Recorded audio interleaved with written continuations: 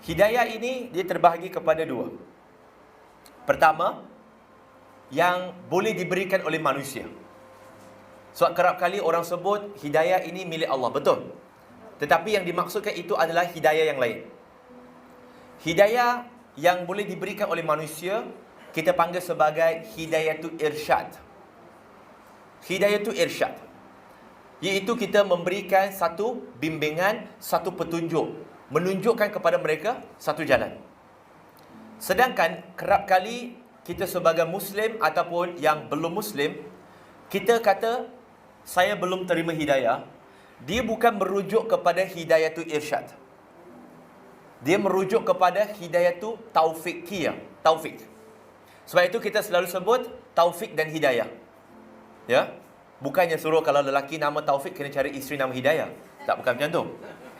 Ya? Tak. Tetapi kalau kita nak bahagikan secara mudah, taufik, hidayat, irsyad, iaitu manusia dan sekeliling kita memberikan bimbingan ataupun petunjuk. Tetapi hidayah itu taufik adalah hidayah milik mutlak Allah Subhanahu Wa Taala yang kita tidak boleh masuk campur.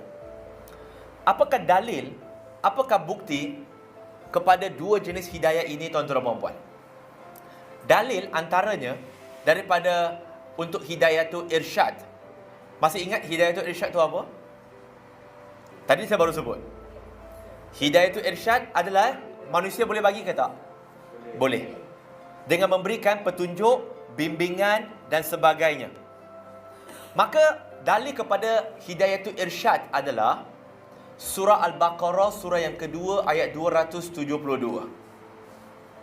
Iaitu Allah Subhanahu Wa Taala berfirman yang bermaksud, sesungguhnya tugas kamu hanyalah menyampaikan.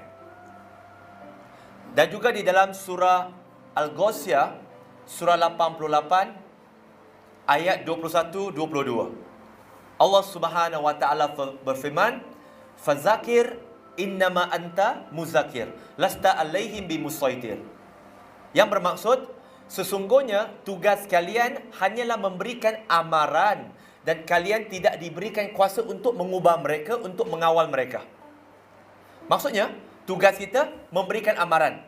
Memberikan hidayah tu, hidayah tu ada dua.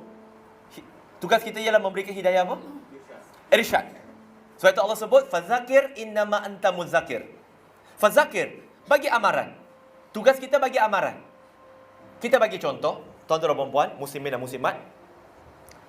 Contoh hidayah itu irsyad yang nak bagi kita faham. Kita ada seorang kawan, dia buta. Ini bukan buta mata. Yang kita sedang rujuk buta hati. Kita nampak, kita pula mata celik, kita nampak di depan tu ada manhole.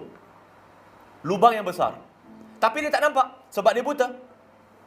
Jadi kita bagi tahu kepada dia, jangan pergi. Jangan melangkah lagi. Ada lubang besar. Lalu dia bagi tahu kepada kita, kamu selalu menipu saya.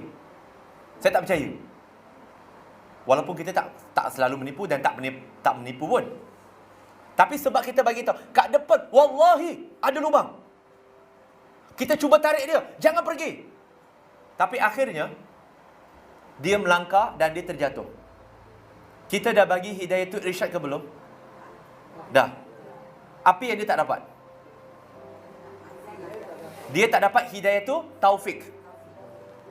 Now, kalau saya terlalu mendalam bagi tahu, saya cuba nak mudahkan. Adakah Allah kejam tak nak bagi dia hidayah itu taufik sehingga dia jatuh dalam lubang?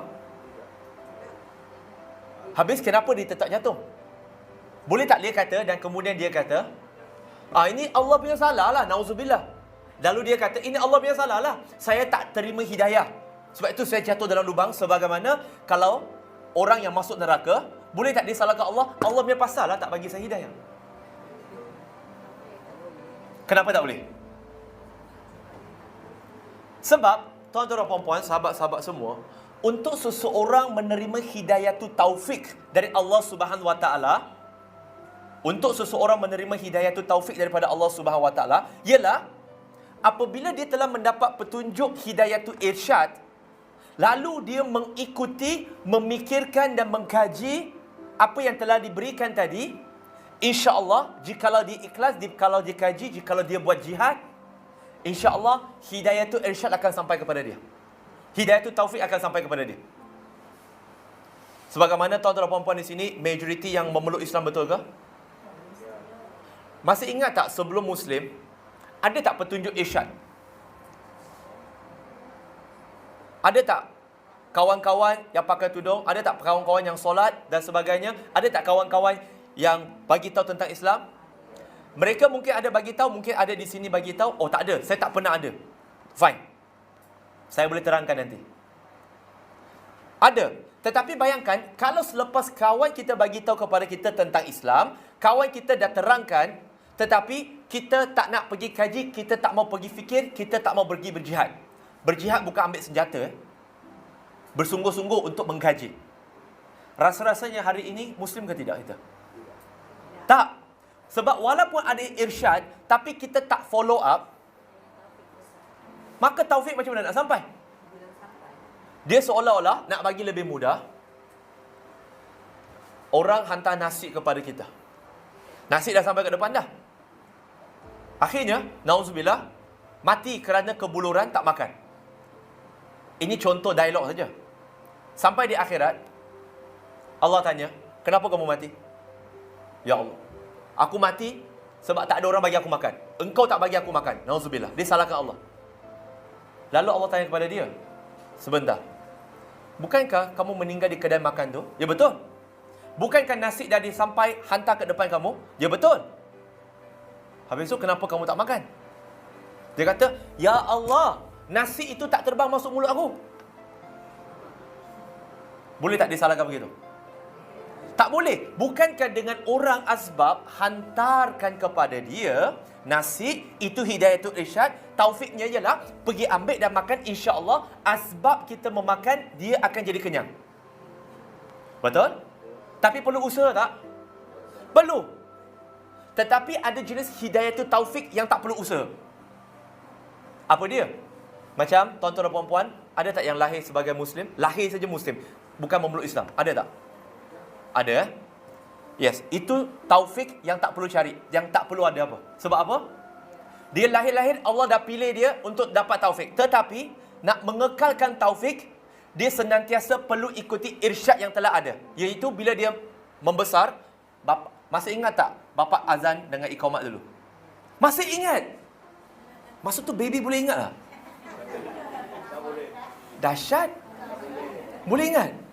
Tak boleh. Terkejut saya. Masa azan dengan iqamat tu, baby lagi tu boleh ingat, dahsyat.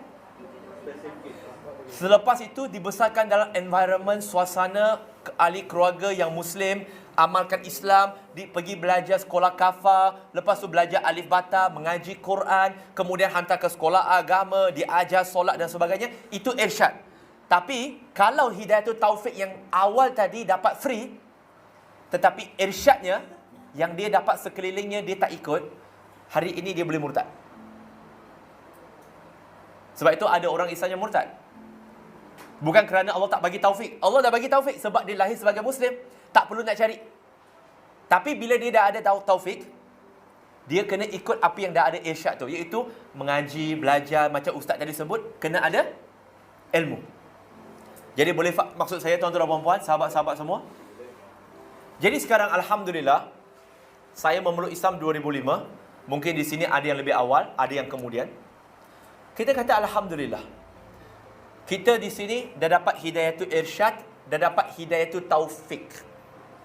Sebab itu tuan-tuan dan puan-puan, bagi seorang Muslim yang hidup di kalangan orang Islam, yang nampak orang Islam, jikalau contoh ada individu, selebriti ke, pelakon ke, penyanyi, bila ditanya kepada dia, kenapa kamu bilakah kamu akan menutup aurat? Bilakah kamu akan solat 5 waktu? Kalau jawapannya ialah, saya belum terima hidayah. Jawapan dia betul ke salah? Jawapan dia boleh jadi betul, boleh jadi salah. Kalau dia, kebanyakan manusia, dia tak faham maksud hidayah. Dia fikir, oh, tiba-tiba ada orang Islam, dia berfikir, Hidayah ni ialah bila dia bangun-bangun saja, contoh dia tak bertudung, dia bangun dari tidur je, dia dah berhijab penuh. Ada orang pakaikan hijab untuk dia. Dia fikir begitu. Dia fikir dia tak solat, tiba-tiba dia bangun, entah kenapa tangan kaki dia bergerak sendiri pergi solat. Tak. Tetapi kalau dia kata tak dapat hidayah, sebenarnya dia penipu. Kenapa? Mudah sahaja. Ada kalanya, saya bagi contoh, saya pernah diwawancara di beberapa stesen TV, dan waktu itu adalah wawancara mu'alaf tentang Ramadan. Okey? Bayangkan, mu'alaf itu yang baru masuk Islam beberapa tahun, 2-3 tahun, tapi berhijab penuh. Tetapi pengacara TV itu tak berhijab. Dia boleh tanya, macam mana awak mendapat hidayah? Sepatutnya dia kena tanya diri juga, iaitu, kenapa saya tak dapat hidayah macam awak? Boleh faham maksud saya? Dia kata, macam mana awak melalui Ramadan? Macam mana dengan family? Sepatutnya dia juga tanya diri awak, macam mana dengan family awak? Awak tak berhijab. Macam mana awak lalui Ramadan, sedangkan awak berpuasa tetapi tak menutup aurat? Macam mana semua itu? Pernah tak dia cuba tanya, iaitu, kenapa awak baru masuk Islam 2-3 tahun, ada kekuatan, tetapi saya yang dalam Islam, lahir Islam, ramai kawan Islam, mungkin mak bapak saya pun berhijab, tetapi saya tak. Macam mana saya dapat kekuatan macam awak? Tetapi, bukan tak sampai seru dah sampai lawan dah. Tetapi, tak nak ikut. Bila tak nak ikut, itu bukan tak dapat hidayah. Boleh faham maksud saya? Jadi maksudnya, hidayah tu irsyad telah pun ada kepada mereka. Tetapi sayangnya, kerap kali, wawancara seperti ini hanyalah satu lagi profession bagi mereka. Iaitu dia nak selesaikan tugas, bukan nak mengambil iktibar. Jikalau dia betul-betul nak ambil iktibar, perlulah ditanya soalan yang lebih realistik seperti, adik, saya tengok adik baru masuk Islam 2-3 tahun. Masih sembunyikan pengislaman beberapa setahun yang awal. Tapi sekarang baru 3 tahun, adik dah berhijab. Adik dah solat 5 waktu. Akak dah Muslim 30 tahun, 40 tahun. Tak macam adik lagi. Boleh tak adik ajar akak? Macam mana akak boleh jadi macam adik? Bukannya dia tanya soalan skema untuk masuk TV saja. Jadi, apa yang dia tak dapat ialah hidayatul taufik, kerana dia tak mengikuti petunjuk hidayatul irsyad. Boleh beza irsyad dengan taufik? Boleh beza tuan-tuan dan puan-puan? InsyaAllah.